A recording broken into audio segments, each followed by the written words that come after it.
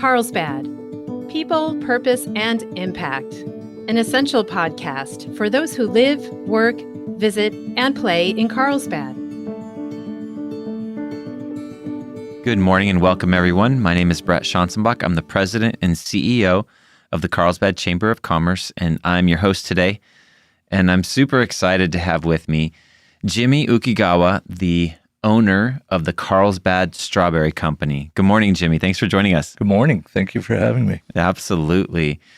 It's a pleasure to have an icon here in our Carlsbad community on our show and on our podcast. So we really appreciate you taking the time. And I want to give our audience, because it's possible there's a couple people in Carlsbad who don't know everything about your story. So I want to give them some background. You guys have been operating the Carlsbad strawberry fields, it looks like since the 1950s. Is that correct? Correct. Yeah, and your family, and I think now with your daughter Robin being involved, it's up to the fourth generation? Yes. And actually she's going to have a baby boy in July, and so there's number 5. Fifth generation's already in the works. I love it. That's wonderful. So for context for everybody, I know when you gave me a tour I think it was last year, and you were talking about the space. You referred to it more as gardening than farming, but for those of us who are not as aggressive of gardeners as that, you guys have about 40 acres of space? About 40 acres. We plant about 25 acres of strawberries. That's net acres, but we've referred to it as gardening because my father used to be a rural farmer. I mean, he grew 1,500 acres of tomatoes and 200 acres of strawberries. So, wow. What I grow is nothing compared to what he did. Sure. But I'm still going to submit that that's a lot more gardening than most of us are used to. Well, my water bill sure is higher. Yeah, I bet it is. You and I are sitting, I know that by the time this gets out to the public, there's always a little bit of a time delay, but we're sitting here in late March, and it has been one heck of a rain season. Now, obviously for getting out of a drought, that's a positive, but for farming and especially for strawberries, because this is absolute peak season, it's been a little bit brutal. For some farmers, like avocado and citrus farmers, they welcome the rain. Sure. Cuts down on their water bill. For row crop farmers that are picking a crop as delicate as strawberries, it's just brutal. I mean, we're down probably 85% year to date. So we were ready to start picking around Christmas. Wow. And because all the heavy rains in January that come, I mean, we did not, first time in my family's history, we did not pick a box during January.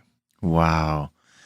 That is amazing. And it makes sense that the volume and consistency of these storms has been, I grew up here. My dad was a Marine at Camp Pendleton, so I've been in the area since the early 1970s as a little tot, and I can't remember a year like this. It's just crazy how consistently they're coming and the volume of water coming down. Every time we get more than an inch of rain in a day, all the strawberries that are ripening, pretty much we have to throw them away.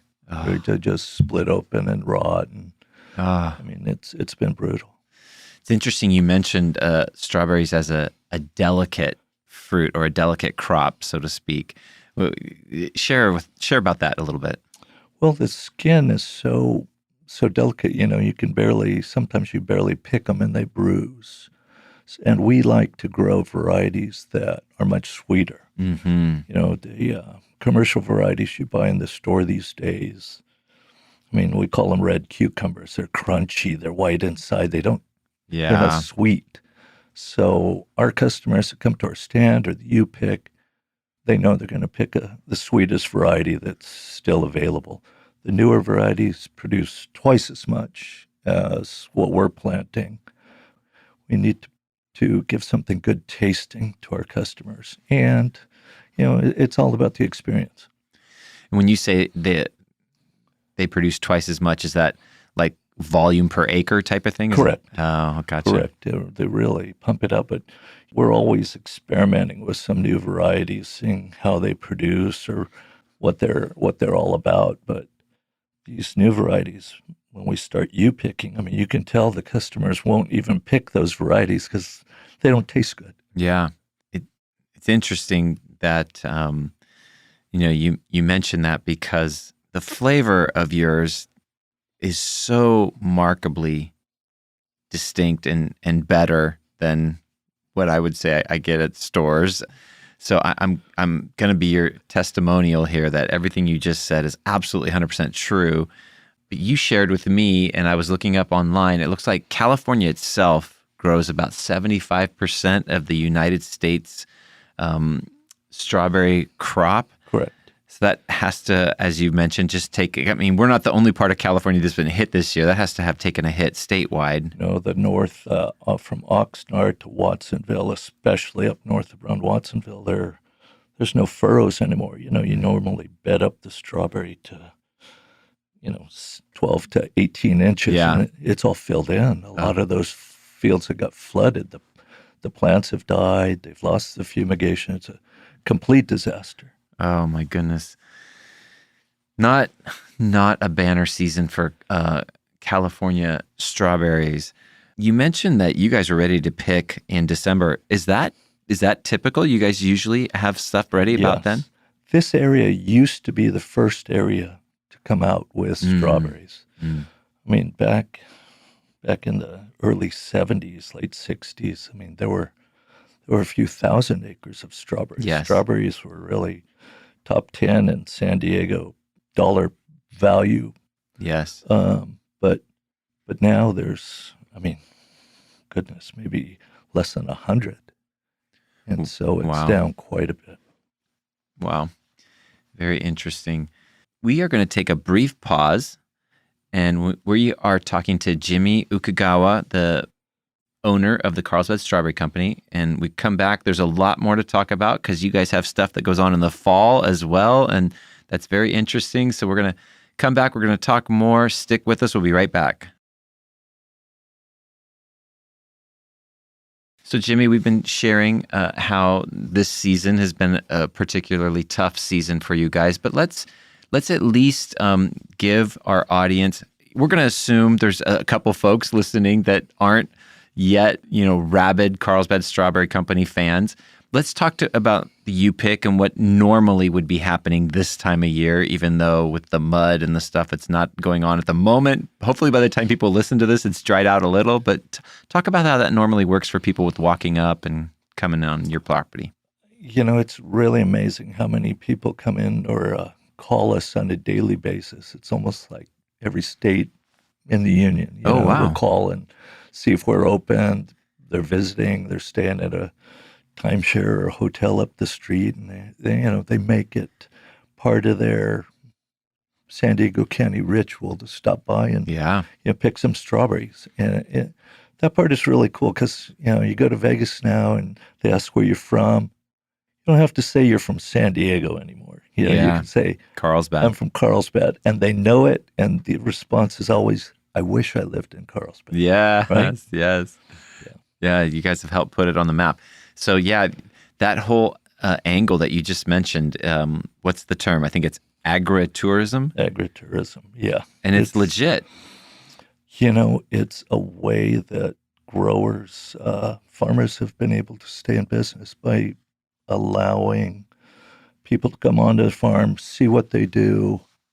It's a little value-added thing that the growers can make a little more money and stay in business. No, that's wonderful. So if it weren't for the rain, the U-Pick season would be in full bloom right now. And so folks do they have to make an appointment? Do they just come up? No appointment. When we do open up for U-Pick, we'll start in a small way and just allow people in to pick certain sections that are ripe. But, I have to warn the city people that water plus dirt equals mud. So if you step in it, your shoes are going to get dirty. So don't blame us. Oh my goodness, that is hilarious. You'd be really amazed. I mean, people have left their shoes in the parking lot for us because their shoes got dirty. And you see people walking they're like up in, shocked that happened. Yeah, new shoes all the time. It's really amazing. Yeah. Don't come in your Sunday best shoes. Bring your sneakers that you're used to going on trails and things like that with. Yes, these berries don't come in a plastic container and you just pick it off. And you've got to go out there and pick the berry right off the plant. You can't get any fresher than that. Oh, and which goes back to the earlier discussion about the flavor. That flavor is so delicious, and that's part of it. Picking it right off the vine. Well, that's something that we'll point out. We don't really advertise it, but we've never sold a day-old strawberry at any of our fruit stands. They're always picked that day. And the difference is they're a lot shinier. Yeah. Once a strawberry is refrigerated, it loses kind of its waxy appearance. Interesting. And, it's easy to tell whether the strawberry's been refrigerated or not. Never sold a day-old strawberry. But you can't say that when you go to the local grocery store. Well, we always are able to sell it to another stand or, a store. We have a whole waiting list of people wanting our strawberries, but we don't produce enough to sell them. Yeah. Well, that's wonderful. And hopefully by the time our listeners are hearing this, it's dried out a bit and UPick will be open. So for them who are hearing this, who want to find out, I wonder if it's open this weekend or right now, do they just go to your website? Our website, carlsbadstrawberrycompany.com, and it'll tell you our hours if we're open. Then you just go up and buy a container and then go fill it up, pop a bunch in your mouth, and have fun with your kids or on a date or whatever you're doing. Wonderful. Now, I want to transition because you guys do have a second season, so to speak, in the fall, and you have a lot of great activities that you've created there in the fall. So tell us about your corn maze and your pumpkins and all the good stuff that happens in the fall. Well, our fall festival lasts normally mid-September till Halloween or the week after. The last 2 years, we've teamed up with Rotary, and they've had Oktoberfest there the first Saturday in October, and that's a great place, and we appreciate them coming out. We've got 2 corn mazes. One, we team up with the Agua Hedionda Lagoon Foundation, and we haunt it. Yes. And we literally scare the pee out of some people. Every night that we're open on Friday and Saturday nights. There's at least 20 to 30 guests that they have to get out. They come out of the emergency exit, or they just give up, and we guide them out because they get so scared. Oh, wow. Some have literally wet themselves. Sure. It's so much fun. We have city council people in there jumping out of the corn, scaring people. We have all kinds of business leaders and other volunteers. With chainsaws chasing people around the corn. It sounds weird, but it's a lot of fun for those who volunteer, and we raise a lot of money for the Lagoon Foundation. That's wonderful. I can honestly say I haven't gone through the haunted maze, but I also haven't wet myself, so that's good. Well, maybe next year I'll have to see if I can survive it. Regular haunted house, and somebody around every corner, but in a cornfield, there are millions of places to hide, and they are hiding. They get very original about how they scare people. Very sneaky.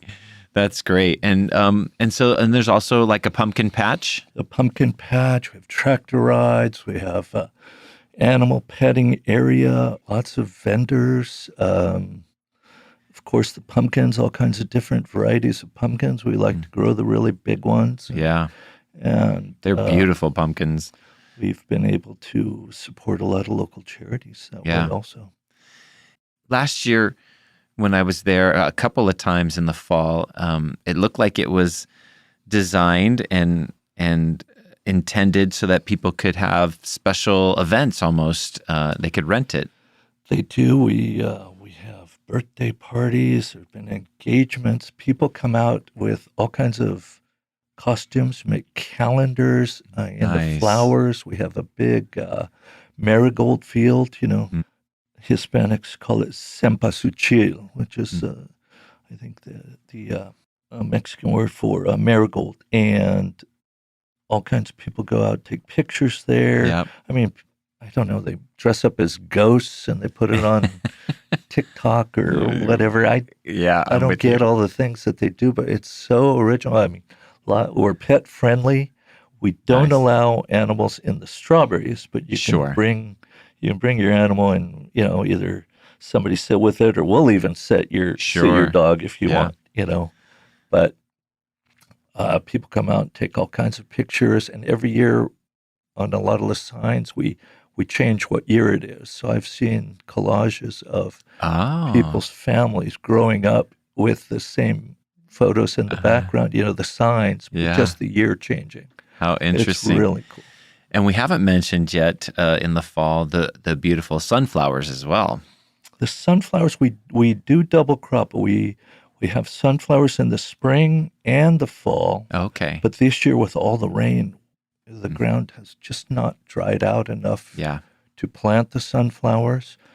We did get one crop in December before the rain started, but we're going to miss out on a lot of sunflowers this year until fall. So it's a different thing. Yeah, that is they're beautiful when they're in full grown. They're just stunning. And you mentioned photos, and the sunflowers with people taking photos with those are very popular. Very big photo opportunity. Like I say, we have people doing a lot of commercials out there.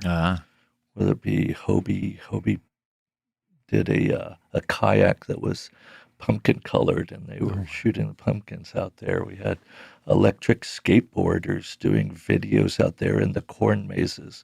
The Carlsbad tactical team comes out every year and practices their corner maneuvers in the corn maze. Oh, that's interesting. So it's very interesting.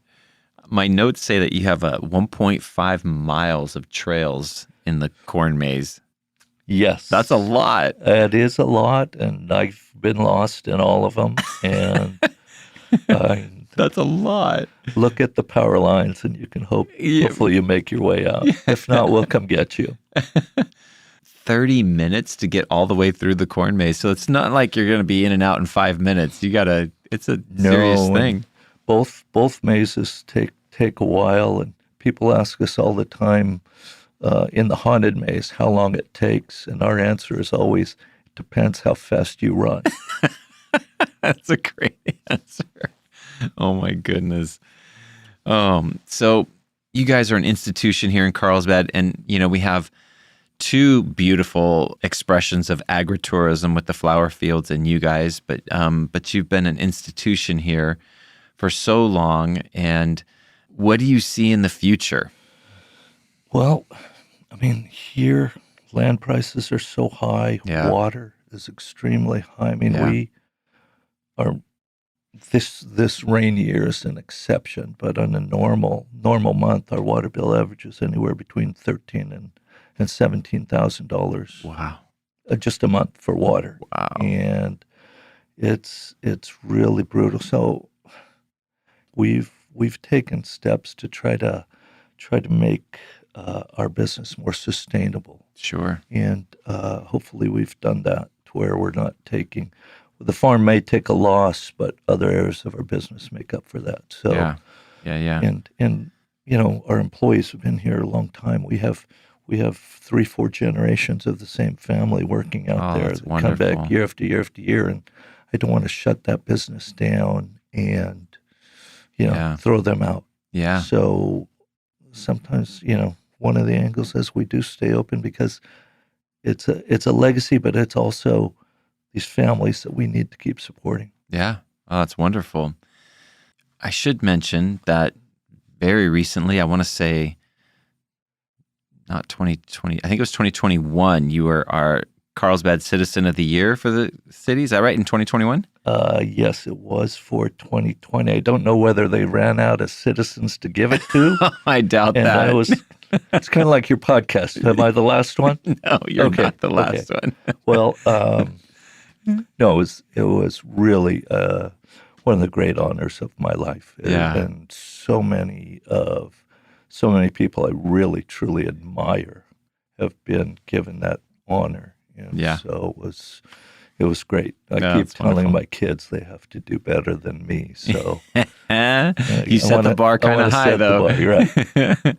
That's wonderful. Congratulations. Well, it was well deserved, and you guys are your business and your family's been a staple in this community. So we're really blessed to have that. Is there anything we missed that we didn't draw out? Not that we can talk on the air. I love it. So if you want the inside scoop, folks, you got to go down to the strawberry fields and talk to Jimmy directly, and he'll give you the rest of the story, as they say. But I do want to encourage people to go to your website and learn all that they can and find out, when the UPIC does finally open this year, and keep up with the fall schedule and everything. And all of your guys' thing. And then, like you said, I love that concept of people renting space for a birthday party or an anniversary party or whatever the case might be. Let's keep these fields sustained. Thank you. Good Appreciate to have you it. today, Jimmy. All right. Thank you very much.